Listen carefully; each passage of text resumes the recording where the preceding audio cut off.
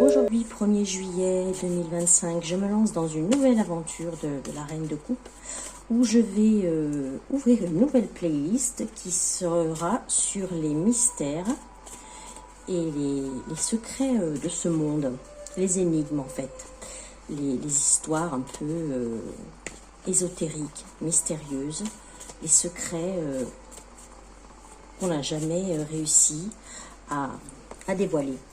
Et là, je vais m'attaquer à un gros morceau, on va dire. C'est un des plus grands mystères de France qui nous fait remonter à 1891. C'est la fabuleuse histoire énigmatique de Rennes-le-Château. Alors, Béranger Saunière, le curé de ce petit village, devient soudainement immensément riche. Et de là parle l'énigmatique histoire du secret, du fameux trésor de Rennes-le-Château. Alors, que contenait le mystérieux trésor? Des parchemins, des bijoux, des pièces d'or, ou autre chose de bien plus fascinant, peut-être concernant une énigme sur l'Église catholique. Alors, il semblerait que les curés des villages avoisinants détenaient aussi une des clés de cette énigme, mais également Marie Desnarnaud, la servante proche de l'abbé Saunière, à qui il avait fait don de tout son héritage à sa disparition. Donc, je vais essayer de percer cette énigme à l'aide des outils qui sont les miens, bien humblement d'ailleurs, parce que c'est quand même un très très gros mystère. Et ça va demander beaucoup de discernement et le plus de justesse possible. Alors, quel est le secret? Quel est ce secret qui a traversé les lignes du temps? Doit-on le découvrir ou pas d'ailleurs? Est-ce que justement, il ne serait pas mieux que ce secret ne soit jamais révélé?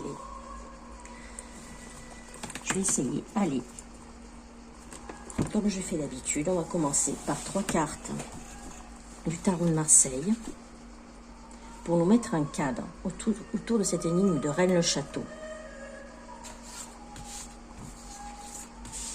Quelle est l'énergie de cette énigme? Et après, on posera les questions.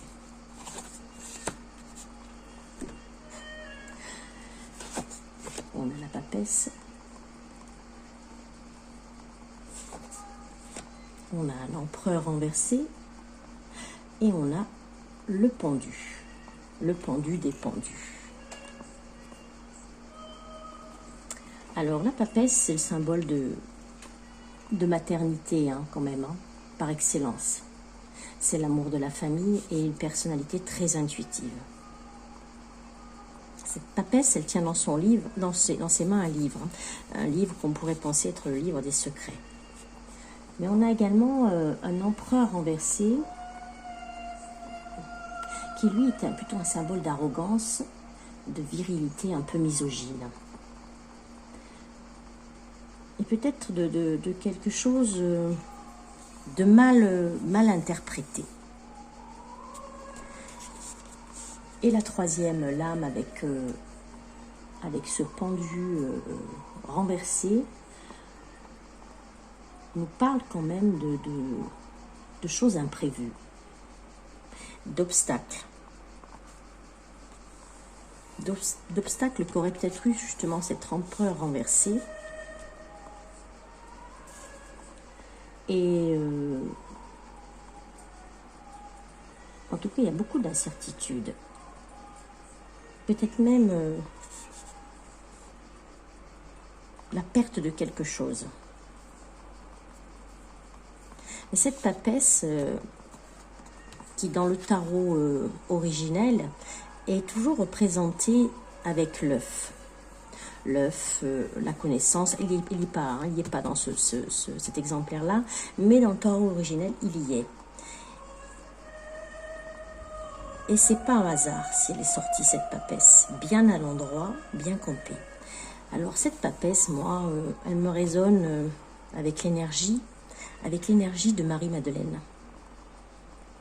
Si je devais la représenter, lui donner une lame du tarot qui la caractérise, ça serait la papesse. Avec son manteau rouge, son trône et son secret.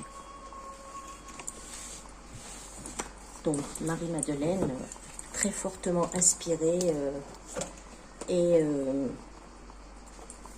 mise en avant d'ailleurs à Rennes-le-Château, mais pas que, dans les villages environnants également.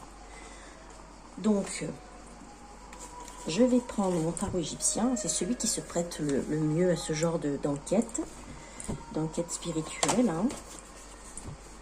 Et là, je vais essayer de voir ce qu'il va me dire, ce qu'il va me révéler comme indice, ce tarot égyptien, sur le fameux trésor de Rennes-le-Château. Déjà, y a-t-il vraiment un trésor à Rennes-le-Château?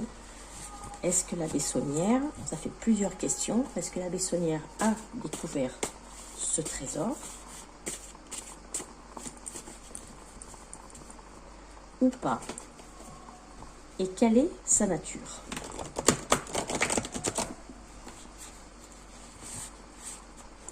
J'espère que je suis bien connectée, mais il semblerait. Hein. Rennes-le-Château et le trésor de la Bessonnière.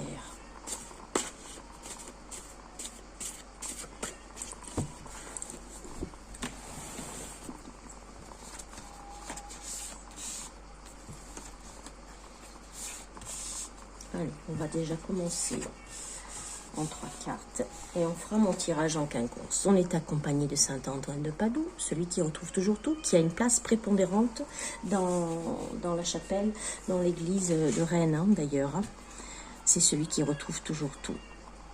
Et c'est pas pour rien qu'il est là. Qu'y a-t-il à Rennes-le-Château et ses environs?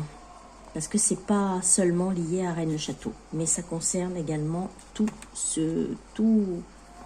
la région. Hein. On nous parle d'une femme blonde, d'une grande modestie.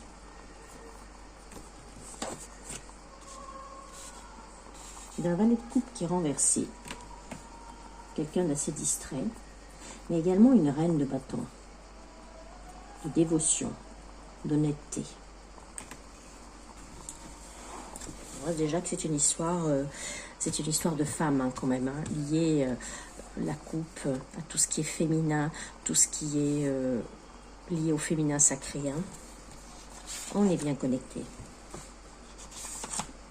avec l'énigme de Rennes-le-Château et on va essayer de poser la question aussi. Ça fait plusieurs questions, mais c'est pas grave. C'est parti, c'est enclenché, c'est envoyé. On envoie les questions et on va voir. Est-ce que c'est aussi lié à Marie-Madeleine, ce fameux trésor? Il y a une arrivée, une invitation et quelque chose couronné de succès. J'ai 2 cartes de succès, de bonheur et également une carte qui nous parle de lignée d'enfants, de beaux enfants. D'enfants d'une lignée noble. Beaucoup de cartes de coupe. Hein.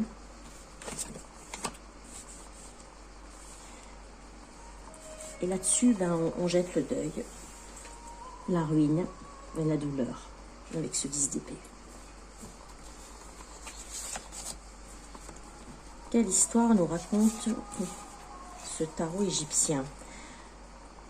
Égyptien, je ne l'ai pas pris par hasard, hein. C'est lié aussi à toute l'Égypte ancienne, au symbolisme d'Isis, hein, qui est relié aussi au féminin sacré. Il y a un lien également qui résonne avec Marie-Madeleine. Il y a le prêtre.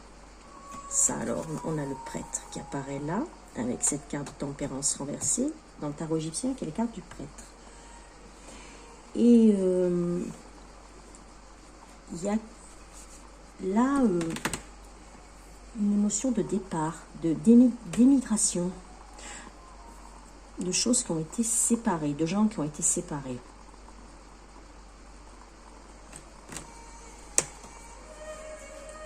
Alors le prêtre n'était pas de là-bas, hein. Il a été mis à Rennes-le-Château, je crois que c'était son premier poste, et il a récupéré une église dans un état pitoyable, hein. Il essayait de grappiller un peu des sous à droite à gauche pour pouvoir la restaurer, et jusqu'à ce qu'il trouve ce fameux trésor. Et là, ça a été le Byzance, hein, on peut dire. Et oui, donc il y a le prêtre qui déménage, qui s'en va, qui arrive à Rennes-le-Château, et là on a la carte de cupidité et d'excès d'argent. Alors il serait tombé aussi peut-être dans cet excès d'argent, donc c'est bien qu'il y a eu quelque chose. Alors, est-ce que c'est lié au trésor, ou est-ce que c'est lié à des trafics de messes, ce genre de choses qui circulaient à l'époque? On l'accusait d'avoir fait des trafics de messes, mais enfin de là à gagner des milliards en faisant les trafics de messes, je trouve ça un peu gros quand même.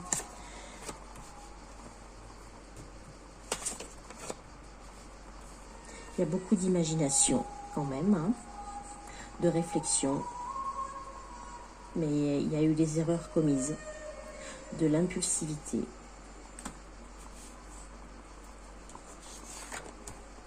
Mystère de Rennes-le-Château.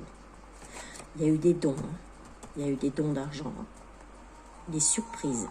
Il y a eu un gain surprise. D'où vient ce gain surprise? Des dons, ok, mais enfin, je pense pas qu'il n'y ait que des dons. Mais il y en a eu aussi. Il y a eu des gens qui ont donné, hein. C'est clairement indiqué, hein, dans le cheminement de l'histoire des cartes, hein.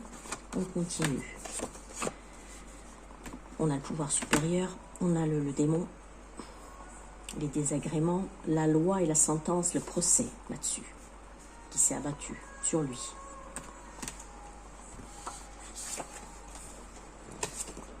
Ça nous refait toute l'histoire. Et là, on nous parle de certitude, de confiance.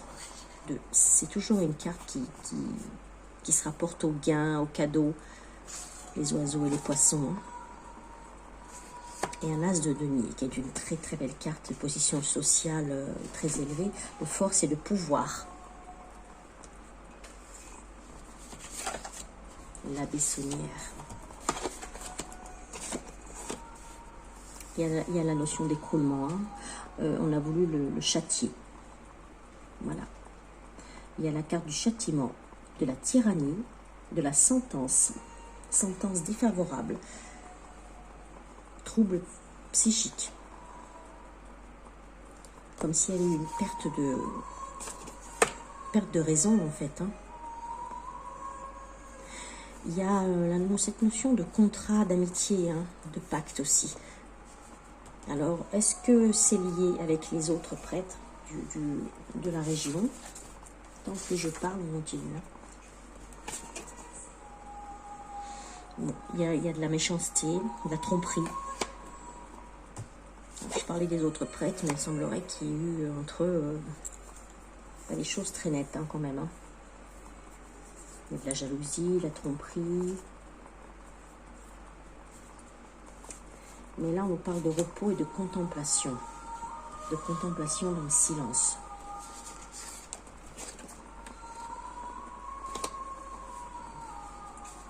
De passe-temps et de bonheur en campagne.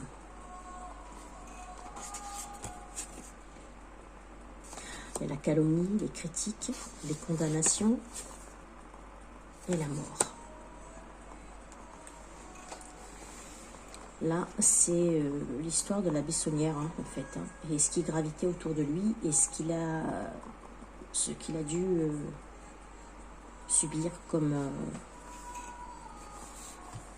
jugement et autres, notamment aussi de son diocèse, hein, certainement. Hein. Et voilà, quelqu'un quand même de généreux, hein, et qui avait des mauvaises fréquentations. Hein. Ça parle de mauvaises fréquentations, d'argent un peu distribué, mal géré, quoi, hein, quand même. Hein. Il a essayé de... Il a voulu aussi rendre service. Hein. Certaines personnes en ont profité, hein, quand même. Hein. Il y a ce côté discrétion et restriction. Il était quand même très prévoyant. Il avait tout prévu.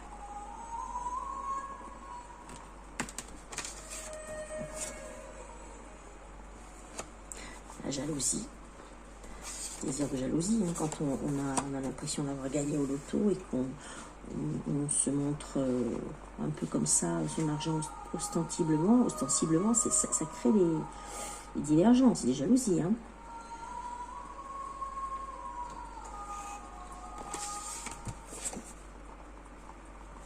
Et là, ben, on a quelque chose qui se rapporte au travail qu'il a accompli, qui a mené. J'ai 2 cartes de travail là. Ça ne s'est pas fait sans rien. Hein. Il a cherché, il a fouillé, hein, et il a trouvé. Là, on me parle de bijoux, de gains, suite au travail de recherche. Il y a les banquiers, il y a des hommes, des industriels également, qui sont là par rapport à ça, qui vont chercher avantage, hein, auprès de l'abbé. Hein. Il y a encore cette notion de don. Hein. On donne là, les cartes sont très explicites avec ces deniers. Il y a beaucoup de cartes de deniers et de coupes. Hein. Le jeu, il tourne essentiellement autour des deniers et des coupes.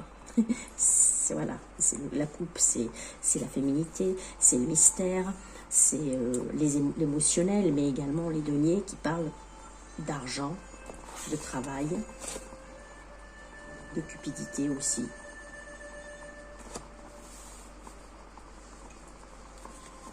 On a la reine de coupe, qui a la sagesse et la vertu.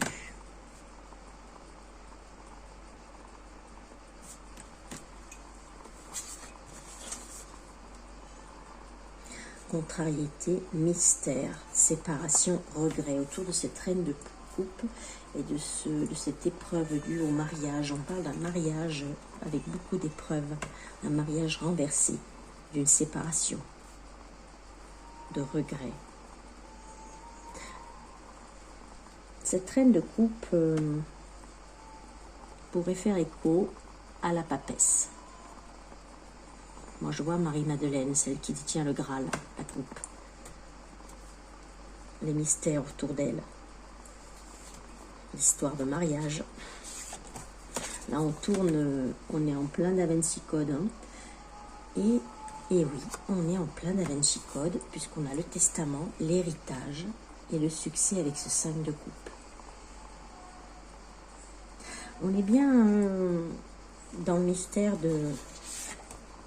du Saint Graal et de Marie-Madeleine. Mais il y a eu une imprudence, un imprévu, une notion de traître.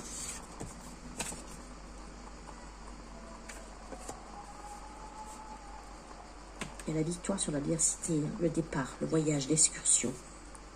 On part au-delà des mers. Et là, c'est très intéressant parce qu'on nous parle de messages écrits et de documents. Documents concernant l'histoire. Là, on l'a là. L'héritage, le succès sur l'héritage. On a le mariage, la reine de coupe. Alors, est-ce que ce ne serait pas ça, le secret de Reine de Château, le fameux trésor? Il y avait peut-être certainement des pièces d'or, mais pas que. Est-ce que le trésor, c'est pas au-delà de ça, un trésor bien plus spirituel concernant l'héritage, les documents, les parchemins sur l'exil de Marie-Madeleine? On continue, on va voir si ça continue à parler. Et oui, on parle de prospérité, de victoire avec ce 9 de coupe. Hein. On continue, on tourne encore beaucoup autour des coupes. Hein. Incroyable. Et il y a l'escroquerie sur l'argent. Encore des deniers. On déroule le fil de l'histoire. L'autorité, pouvoir, un roi d'épée, un professionnel et le ciel. Clarté, secret dévoilé. Voilà. Là, franchement, il a été vraiment... Mais j'en doutais pas. Je ne doutais pas de mon tarot. Tarot égyptien, très très parlant. Il peut se lire dans les deux sens. C'est pour ça qu'il faut bien mélanger. Hein. Et il y a quand même... je crois combien il y a de cartes. Je crois qu'il y en a 78. Là, ouais, il y a 78 cartes.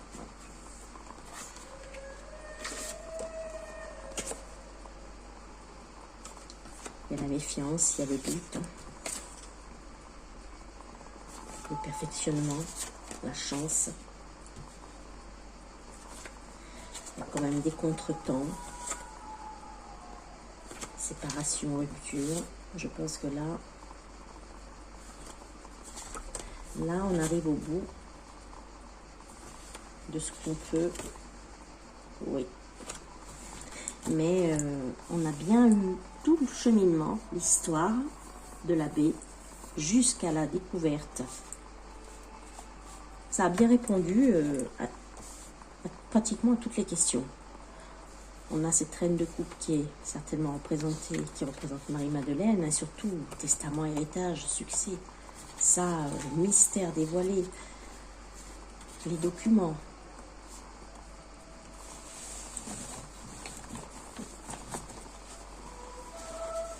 Très, très, très, très parlant.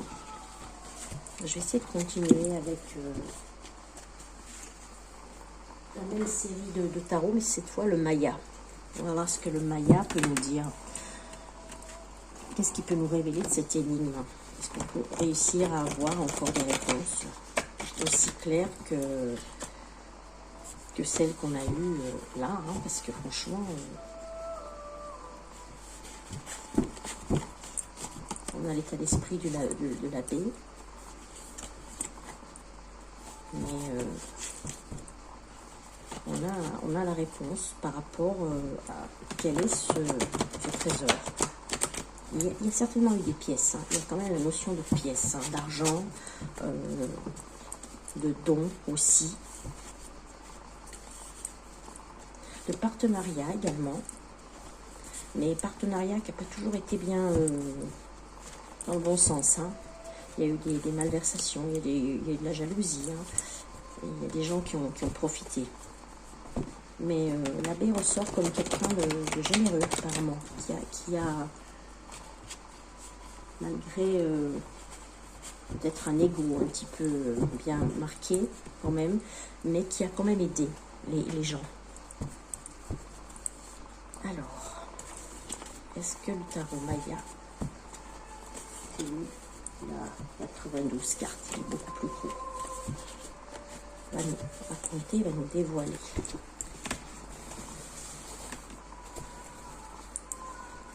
Je ferai en deux parties, une deuxième partie avec des indices imagés, avec le Dixit. Alors, qu'est-ce que peut nous dire sur le secret du trésor de Rennes-le-Château, de la région de Rennes-le-Château? Rennes-le-Château, Rennes-les-Bains, c'est lié au mont Bugarac aussi, où il se passe des drôles de trucs. Est-ce qu'on peut avoir la réponse, la notion de souterrain, de choses comme ça? On va essayer de voir. Là, on parle de naissance et de famille. Encore une notion de lignée familiale. Je parlais de souterrain, c'est drôle. Hein, et là, j'ai une carte d'abysse. Une carte qui me parle d'abysse et de chute.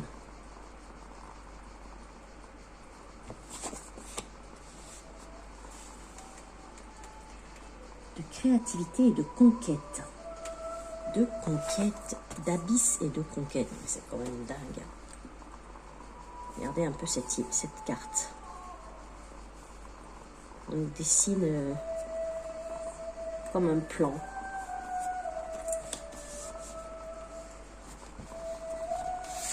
Mystère de Rennes-le-Château et de ses environs. Qu'est-ce que ça cache? Qu'est-ce que les cartes peuvent nous dévoiler là-dessus? Naissance, on parle d'émotion, de naissance, de purification, quelque chose de réorganisé, réorganisation.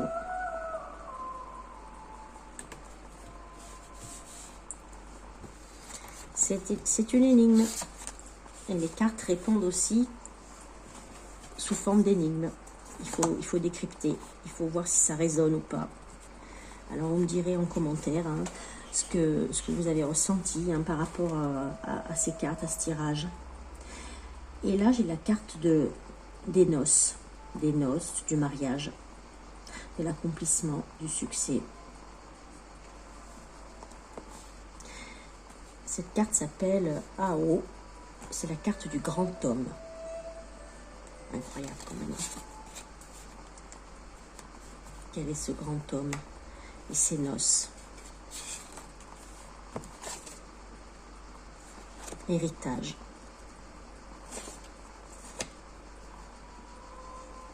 Voyage, encore une carte d'héritage et de conquête. Conquête, voyage, héritage.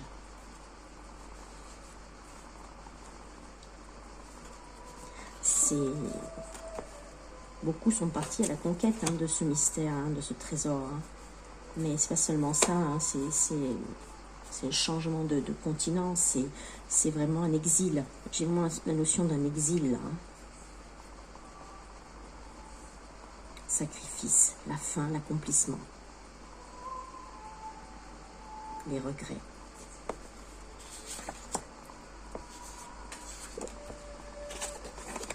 Quel est le secret, le mystère, le trésor de Rennes-le-Château?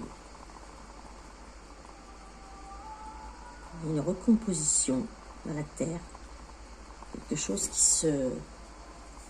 qui redémarre, et encore une naissance, un début.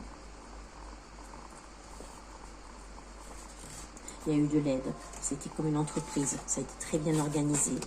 On a organisé le départ, on a organisé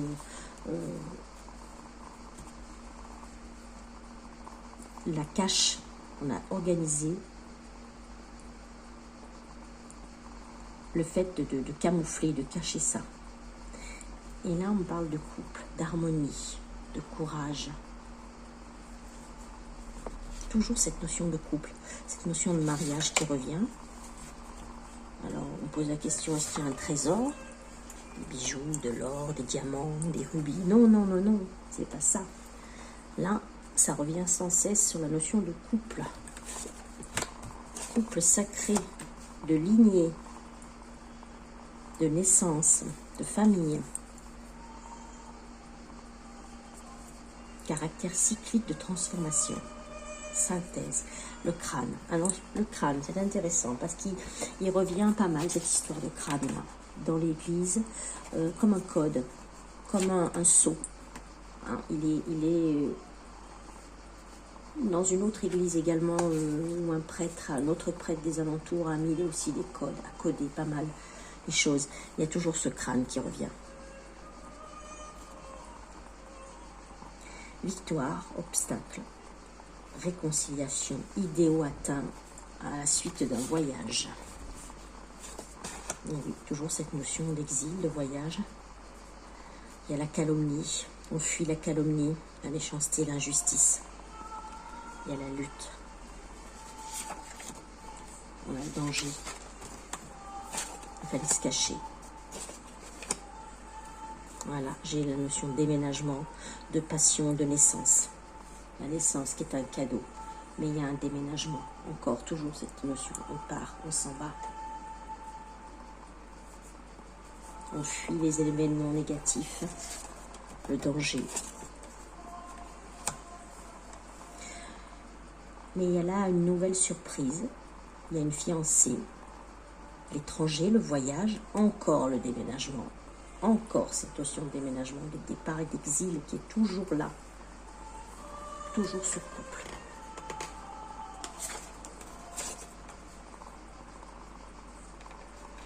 Agression, affront, compétition. Voilà. Attente, renouvellement, douceur, attraction, réparation, opportunité. Couple, conjoint, amour, mariage, sérénité. Ça rejoint bien le mystère de Marie-Madeleine, hein. Un livre que je vous conseille, hein, si vous êtes intéressé par ce mystère de Reine de Château et de Maria de Magdalena, parce qu'il y a ce livre très intéressant de Pascal Lafargue. Vraiment très intéressant, qui apprend plein de choses, hein, en canalisation, et tout se rejoint. Tout dans mon tirage rejoint ce qu'il y a là, et rejoint cette énigme. Il y a peut-être des pièces, oui, peut-être il y a eu trésor, mais pas que. C'est pas ça le trésor. Le trésor n'est pas lié au matériel. Je pense que le trésor est lié au spirituel, au féminin sacré, à la lignée et à ce couple sacré. Voilà, ce couple sacré qui était Jésus et Marie-Madeleine, qui a été dépeinte et décriée pendant des siècles, détournée. Mais les cartes, en tout cas, me confirment bien que elle a été faussement accusée et décriée, cette femme. Elle n'était pas ce qu'on nous a toujours dit qu'elle était. Hein. Non, non, pas du tout. Donc, je vais le faire en 2 parties parce que c'est quand même assez long. Je suis déjà à 31 minutes. Et je vais faire une deuxième partie, un deuxième volet avec le Dixit. Mais pour faire déjà la synthèse, effectivement, j'ai plus la notion de spiritualité, de couple sacré que de trésor. Hein. Et c'est ça le vrai trésor. On continue. Alors, on va continuer pour cette énigme du trésor de Reine le Château avec le Dixit. Énormément de cartes que j'ai préalablement mélangées. Mes katas sont bien mélangées, bien concentrées sur la question. Et je vais choisir donc, pour faire 13, 3 cartes par tas, plus une. Donc voilà, la question est, est-ce qu'on peut avoir des indices?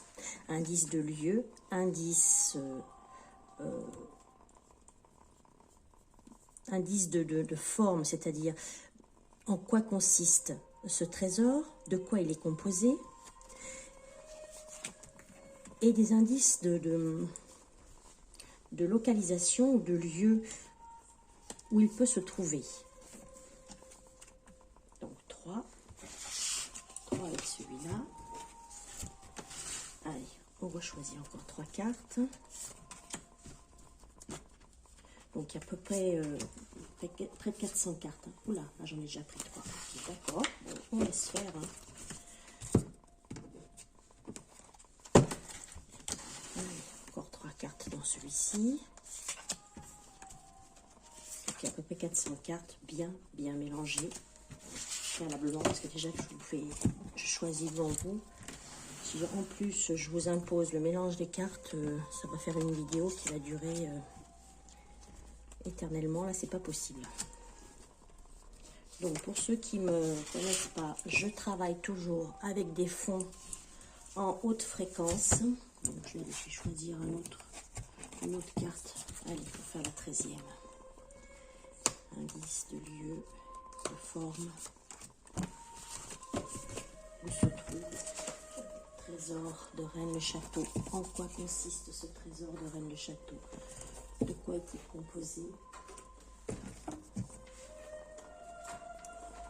Donc, oui, voilà, je disais. Alors, je travaille toujours de cette manière, avec des sons en haute fréquence. J'espère que ce n'est pas trop fort pour avoir le plus de clarté possible dans cette lecture et surtout pour ne pas être parasité. Ça éloigne tout ce qui est... négatif. Et ceux qui me suivent savent déjà comment je procède. Voilà, avec le Dixit. On a bien 13 cartes. Alors, indice de forme, de lieu, du fameux trésor de Rennes-le-Château. J'espère qu'on est bien connecté. Allons-y, on commence. Première carte. Première carte. J'ai un symbole de globe. Un symbole égyptien, tiens donc. Souvent lié à des codes égyptiens, de l'Égypte ancienne. L'énigme de Rennes-le-Château. Et là, on a un globe qui pourrait ressembler à une matrice d'un bébé, hein, en fait. Hein, l'utérus, la matrice où se trouve un bébé. Un enfant. On pourrait même penser que c'est Ramsès. C'est drôle, hein? Il y a presque la notion d'Ancien Testament avec l'histoire de Moïse. Et là, il y a comme il y a un paradoxe, hein, puisqu'il y a la neige qui tombe dans le désert. Donc peut-être la source, ce qui remonte au plus haut, au plus loin de cette histoire. C'est très intéressant comme indice. Hein. Et là, on a de nouveau, il y a une notion de dogme, de religion, d'une divinité très haut placée, mais avec plutôt un symbole hindou. Il faudra décoder. Hein. Alors, ceux qui connaissent l'histoire, qui sont passionnés de cette histoire de Rennes-le-Château, n'hésitez pas à mettre des commentaires. Et surtout à poser des questions, parce que ça va être en plusieurs volets. C'est-à-dire que par rapport à cette nouvelle formule d'enquête mystérieuse, vous pourrez poser des questions et je ferai d'autres vidéos où j'y répondrai. Donc des questions précises sur cette histoire, où j'y répondrai à l'aide de tirages, et je joindrai donc à la playlist, voilà, là c'est la numéro 1, hein, c'est la première vidéo de ce volet de Rennes-le-Château. Là il y en aura peut-être d'autres, suite à vos commentaires. Alors là c'est très intéressant aussi, on a une famille. On a une famille avec 2 enfants, et il y a les tortues, il y a des pierres qui dorment, et il y a toute une famille de tortues. Ça représente la maison, le foyer, une notion d'exode. Hein. On quitte sa terre pour aller...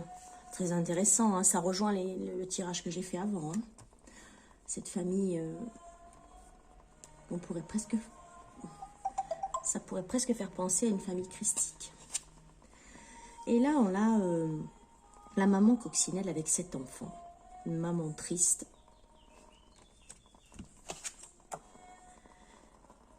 Alors, un autre indice, voilà, c'est drôle, hein. Alors, c'est un personnage à multiples facettes, avec des visages, des masques qui sont accrochés sous un ciel étoilé, et il change de masque, d'émotion, selon le moment.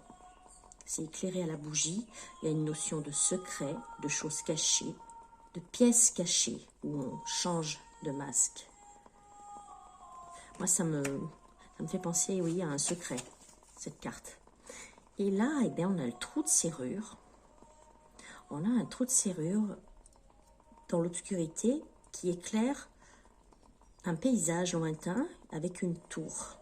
Ça pourrait faire penser à un paysage mauresque. Le trou de la serrure. Là aussi, les choses cachées. Et là, une petite fille qui joue au cerf-volant. Alors, le cerf-volant, il a une forme de chouette. Hein.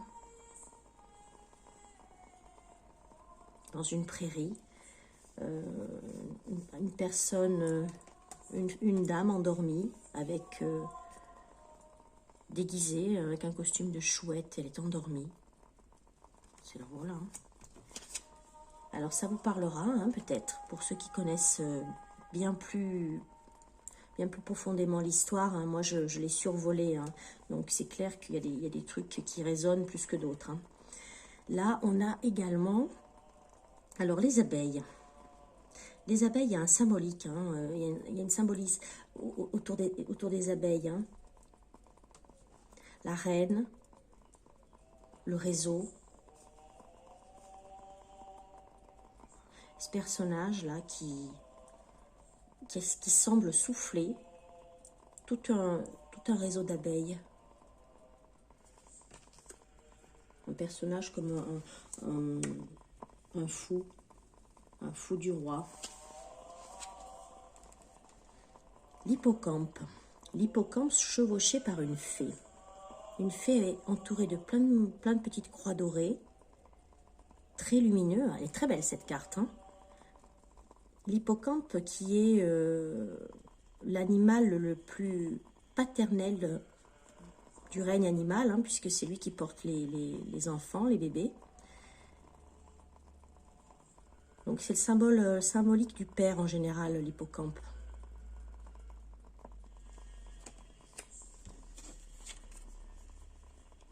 Waouh, une très très belle carte, très très intéressante. On a une reine que je dirais, elle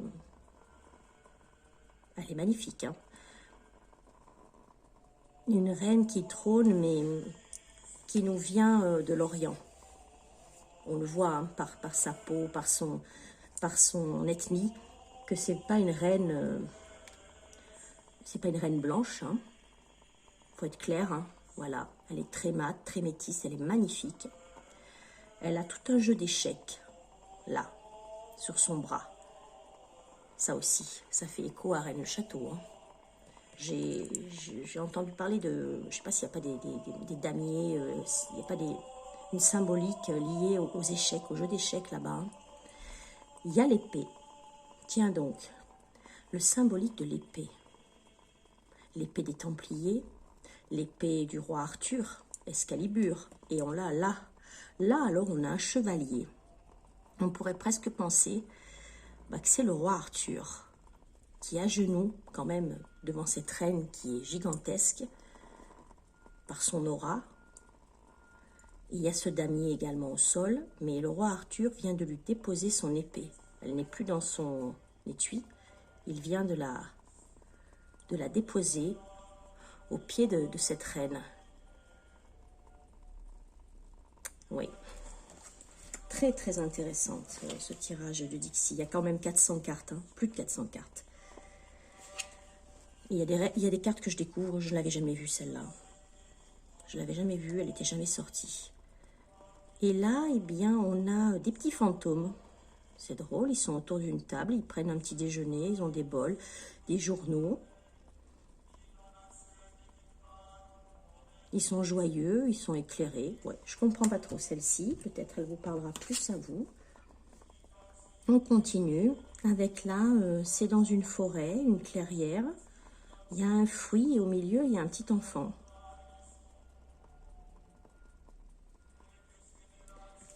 Ça pourrait faire penser à comme une notion de plan d'eau, de gouffre d'eau. Ils essayent de le refaire revenir, hein, les animaux là. On a un faisan, un loup, ouais, c'est un loup, c'est un petit loup, un petit chien et un singe. Et là, il y a encore une ethnie, hein, une ethnie un peu africaine. Une dame avec un géant qui est là. Elle protège son enfant de ce géant qui a l'air assez menaçant.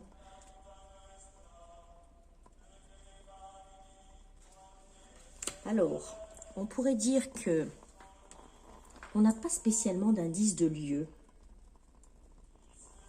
Pour dire même pas du tout d'indice de lieu. Pour ce qui concerne Rennes-le-Château, mais par contre, on a un tas de symboles. Un tas de symboles très intéressants. Mais on a toujours cette notion de couple, de famille, d'héritage qui est là. Alors là, cette famille, la voilà. Hein. On a quelque chose qui vient de loin, par rapport à l'Orient, hein. On a des figures royales qui apparaissent. Vous voyez? Énormément il y a beaucoup d'étoiles, hein, d'étoiles, de dorés, de choses liées à ce qui brille quand même. Mais pas de trésor à proprement dit. Moi, je n'ai pas la notion, parce que j'ai demandé en quoi pouvait consister ce trésor. Hein. Il peut se manifester sous un tas de manières différentes. Hein. Voilà, documents, parchemins, bijoux, personnages. Je dirais plutôt que c'est lié à des personnages. Il y a une notion de secret,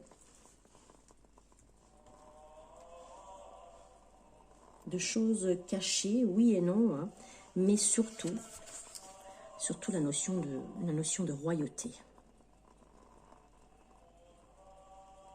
Alors, moi, j'ai une intime conviction hein, par rapport à tout ce que je vois depuis que je tire les cartes sur ce sujet, c'est toujours la notion de couple sacré, de famille et surtout de Marie-Madeleine.